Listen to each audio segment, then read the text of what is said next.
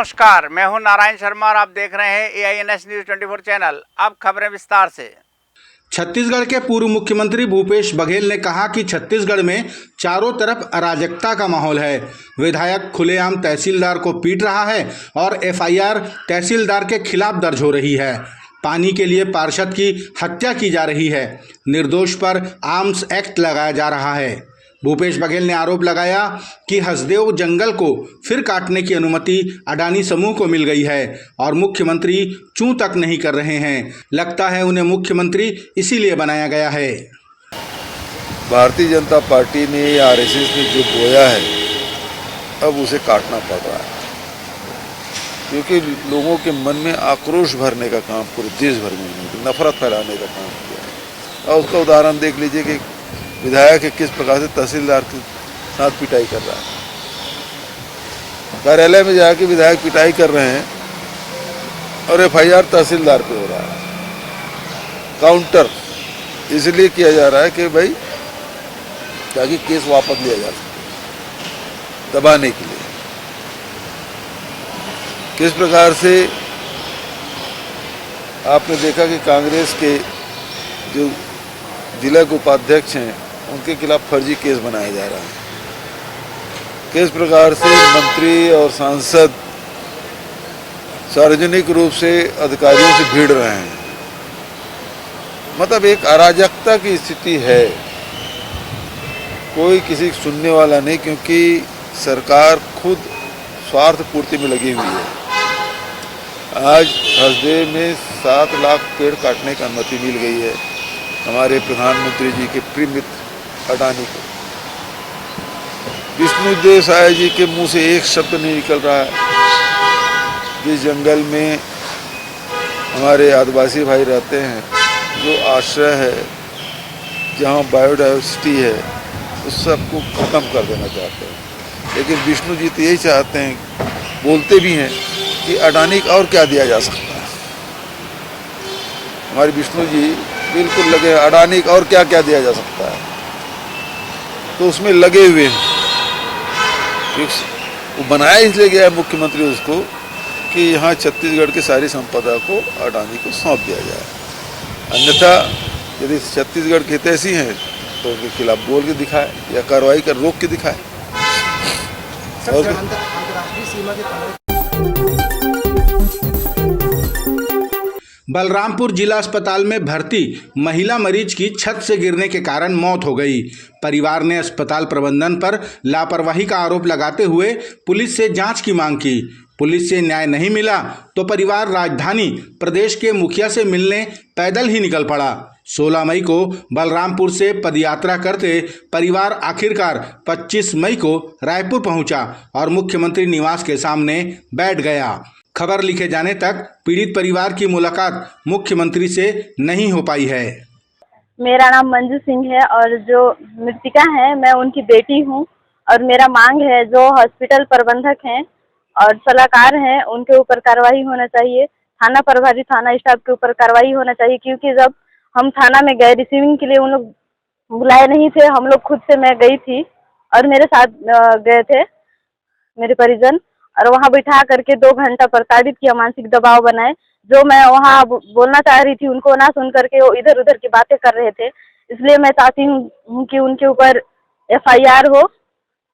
और हम लोग का मांग है कि दोबारा जो मतलब हम लोग के साथ जो हुआ है वो दोबारा किसी और के साथ ना हो, इसलिए हॉस्पिटल में सुरक्षा से सुधार होना चाहिए और मुआवजा का मांग करते हैं। कितने का मुआवजा? भिलाई स्टील प्लांट से लोहा स्क्रैप चोरी करने वाले संगठित गिरोह के 4 सदस्यों को पुलिस ने गिरफ्तार किया है। आरोपी पिछले 4-5 महीनों से फ्लू डस्ट में लोहे की प्लेटें, बीम कटिंग और लौह सामग्रियों को छिपाकर चोरी किया करते थे। मुखबिर की सूचना पर थाना पुरानी भिलाई ने AK ट्रेडर्स फैब्रिकेशन में दबिश दी तो वहां चोरी किए गए लाखों की कीमत के लोहे बरामद हुए। पुलिस ने लोहे और वाहनों को मिलाकर लगभग 3 करोड़ 22 लाख रुपए का कीमती जुमला जब्त किया है। रायपुर नगर निगम के जोन क्रमांक 10 के अध्यक्ष सचिन मेघानी को पद से हटाने की मांग जोन के अन्य पार्षदों ने उठाई है, जिस पर सफाई देते हुए सचिन मेघानी ने कहा कि मेरे द्वारा संगठन के निर्देश पर लगातार अवैध प्लाटिंग और अवैध निर्माण के खिलाफ अभियान चलाया जा रहा है, जिससे विपक्षी दल के कई लोग मुझसे नाराज हैं। ये उन्हीं की साजिश है कि हमारी पार्टी के ही पार्षद मेरे खिलाफ बात कर रहे हैं। उन्होंने कहा कि हम सभी एक ही परिवार के सदस्य हैं, कुछ मतभेद हो सकता है जिसे बातचीत करके सुलझा लिया जाएगा। इसमें हो सकता है कि विपक्षी भूमाफियाओं का हाथ हो, जो बहुत बड़े स्केल में जो आज हमारे जोन में जो 100 एकड़ प्लाटिंग का जो मामला आया है, उसमें कई लोग ऐसे हैं जिनका अभी नाम लेना उचित नहीं है।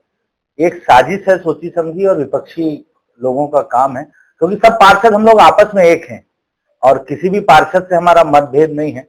आपस में विचार ऊपर नीचे होते हैं और ये भारतीय जनता पार्टी के सब पार्षद हैं। मुझे नहीं लगता कि हम किसी भी प्रकार से एक दूसरे के विपरीत हैं।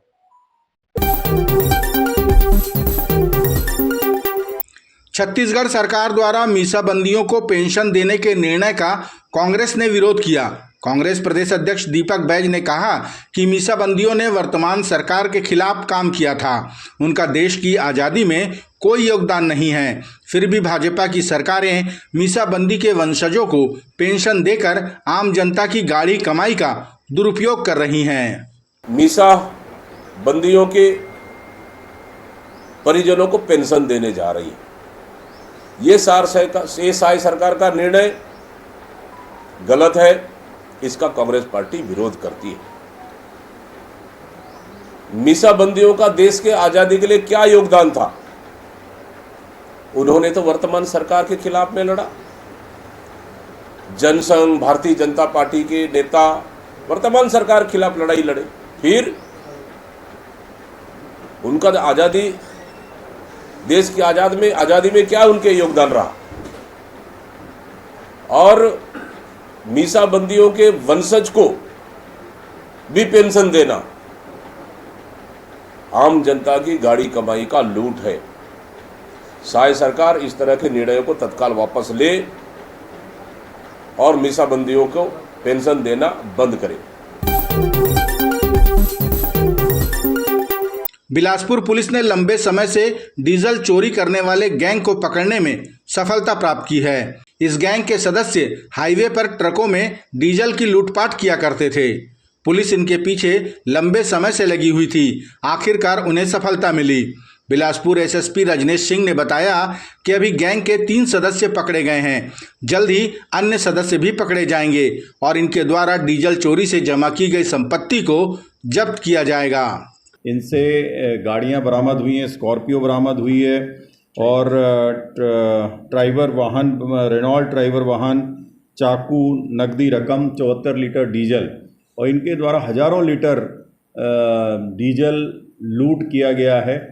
जो ड्राइवर जो नेशनल हाईवे पे चलते हैं लंबी दूरी पर, वो लोग कहीं भी अबंडेंट एरिया में या कहीं पर भी रोककर आराम कर रहे होते हैं। ऐसी स्थिति में ये लोग जाकर वहाँ पे टैंकर फोड़ते हैं और उससे ऑयल चोरी करते हैं। यदि इस बीच में अगर ड्राइवर की नींद टूट जाती है या वो विरोध करता है तो उसको मारकर उसको चाकू दिखाकर जो भी उसको करके उसके बाद फिर वो लूट के लेके जाते हैं। तो ऐसे अपराधी सातिर हैं। इनका पूरा का नेटवर्क ध्वस्त करेंगे और इनसे पूरी रिकवरी करेंगे। इनकी जितनी भी इन्होंने इससे अपनी प्रॉपर्टी बनाई होगी, जितना भी इन्होंने वाहन खरीदा होगा, सब इस अपराध में हम लोग इसको जब्त करके इनके खिलाफ सख्त से सख्त कार्रवाई करेंगे और इनकी गैंग हिस्ट्री शीट भी बनाएंगे हम लोग।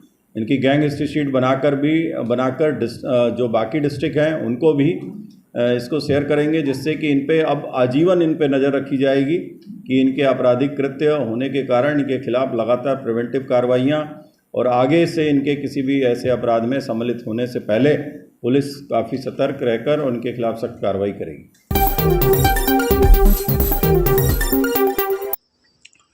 पूर्व मुख्यमंत्री भूपेश बघेल ने कहा कि समस्या कहीं और की होती है और सरकार समाधान कहीं और ढूंढती है। ये बातें उन्होंने नीट की परीक्षा को लेकर कही, क्योंकि अब नीट की परीक्षा सेना के जवानों की सुरक्षा में होगी। भूपेश बघेल ने कहा कि यहाँ चोर चोर मौसेरे भाई हैं, क्योंकि जिस अधिकारी के रहते पेपर लीक हुआ था उसे छत्तीसगढ़ में सीएमओ का प्रमुख सचिव बना दिया गया है। और तो और केंद्रीय मंत्री धर्मेंद्र प्रधान आज भी अपने पद पर आसीन हैं। समस्या मंत्रालय में है और समाधान कहीं और ढूंढा जा रहा है। भाई यहाँ की स्थिति ये है कि आज मैं ट्वीट देख रहा था विष्णुदेव साय जी का, जो राहुल जी के बारे में बोल रहे हैं। अरे जो एनटीए के जो डीजी हैं, जिसके चलते परीक्षा पेपर लीक हुआ था, उसको तो आप प्रमुख सचिव बना कर रखें अपने सीएमओ में। नरेंद्र मोदी जी लगातार पेपर लीक होने के बाद धर्मेंद्र प्रधान को ही मंत्री बना कर रखे हैं, उन पे कोई कार्रवाई नहीं होना है। धर्मेंद्र प्रधान जी खुद स्वीकार कर चुके हैं कि गड़बड़ी हुई है। जब स्वीकार कर चुके तो हटाओ भाई, वो खुद हट जाए। अब नहीं हटते तो प्रधानमंत्री को हटाना चाहिए। अब प्रधानमंत्री इसलिए नहीं हटाते क्योंकि सब चोर चोर मौसेरे भाई। राजधानी के वीर नारायण अंतर्राष्ट्रीय क्रिकेट स्टेडियम में 3 जून से 14 जून तक छत्तीसगढ़ क्रिकेट प्रीमियम लीग का आयोजन किया जा रहा है। इसमें छत्तीसगढ़ की 6 टीमें हिस्सा लेंगी। पहला मैच 3 जून को खेला जाएगा। इस बार क्रिकेट प्रेमियों के लिए लॉटरी आयोजित है, जिसमें उपस्थित लक्की विजेता को स्कूटी भी प्रदान की जाएगी। और टिकट्स पहले की तरीके से फ्री हैं। टीमें भी हमारी वही 6 टीमें हैं, जैसे कि Raipur bulls, Raipur rhinos, Bilaspur bulls, Rajnandgaon panthers, Surguja tigers, Bastar बाइसन्स, Raigarh Lions. और पिछली बार के जो जॉइंट विनर थे राजनांदगांव और रायपुर, उनका पहला मैच उनके द्वारा खेला जाएगा 3 जून को। और इसमें परफॉर्म करने के लिए मशहूर कलाकार मौनी रॉय आ रही हैं, जिनका कि सांस्कृतिक प्रोग्राम वहाँ हमें देखने मिलेगा। धन्यवाद। आप लोग वहाँ पर अधिक से अधिक संख्या में आए, बस मैं इतना ही कहना चाहता हूँ। Thank you very much. ये थे आज के प्रमुख समाचार। आप देख रहे थे हमारा लोकप्रिय यूट्यूब चैनल AINS न्यूज़ 24। अब हमें इजाज़त दीजिए। कल तक रोजाना की ताज़ा खबरों के लिए आप देखते रहिए हमारा लोकप्रिय यूट्यूब चैनल। हमारे यूट्यूब चैनल को लाइक, सब्सक्राइब और बेल आइकन का बटन दबाना ना भूलें। नमस्कार।